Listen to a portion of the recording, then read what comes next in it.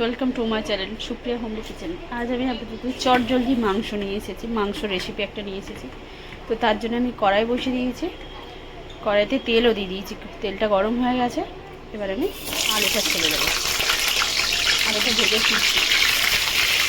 তো দেখুন বন্ধুরা, খুব বেশি আলুটা আমি ভাজবো না, এরই মধ্যে এবার আমি পেঁয়াজ দিয়ে দেবো।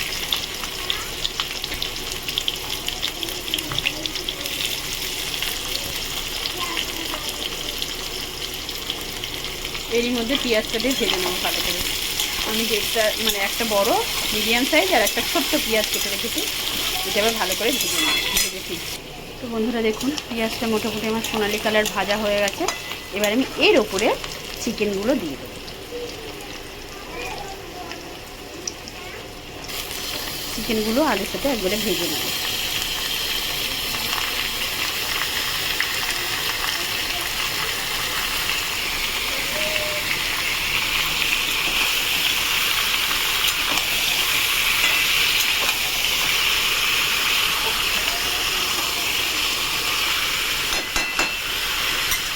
চিকেনটা ভেজে ফিরছি।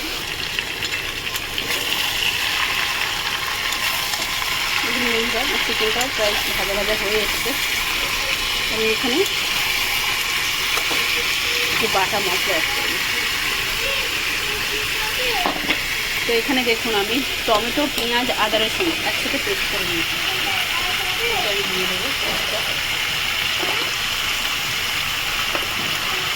কিছুটা, মানে বেশ কিছুটা দেবো।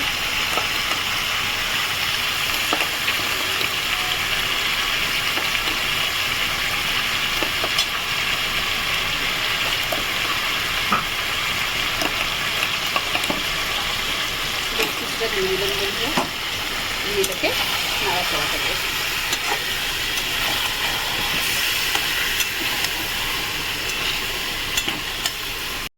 তো বন্ধুরা, এবার আমি চিকেনটা থেকে স্বাদ মতো নুন দিয়ে দিলাম, স্বাদ মতো নুন দিলাম, একটা কেটে রাখা টমেটো দিলাম,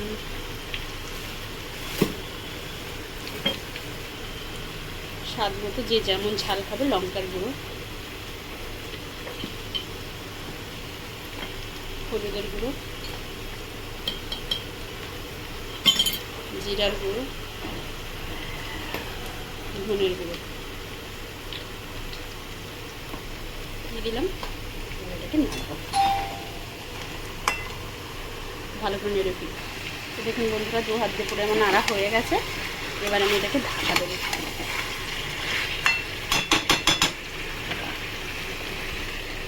পরে ফিরছি।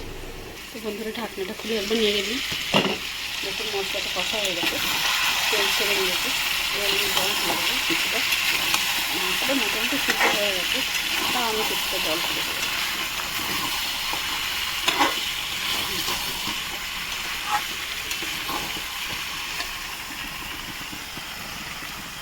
এবার আমি জলটা লেগে নিই, বেশ কিছুটা জল নিই। বন্ধুরা, এবার ঢাকা দেবো, আর কিছু করার নেই এর মধ্যে। এবার ঢাকা দিয়ে রান্না করবো। ঢাকা দিলাম, পরে তো এবার ঢাকনাটা খুলবো। ঢাকনাটা খুললাম, খুলে একটু স্বাদ মতো চিনি দেবো।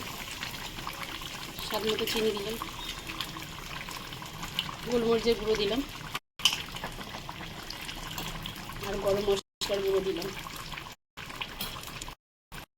দিয়ে চুড়ে আবার ঢাকা দেবো।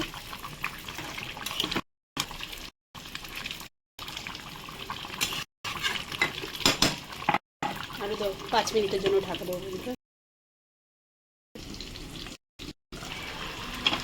তো বন্ধুরা দেখুন, আমার চিকেন রেডি। তো চটজলদি বানিয়ে ফেলেন এরকম একটা চিকেন। তো আপনারা ট্রাই করবেন, ট্রাই করে কমেন্ট সেকশনে কমেন্ট করে আমাকে জানাবেন আমার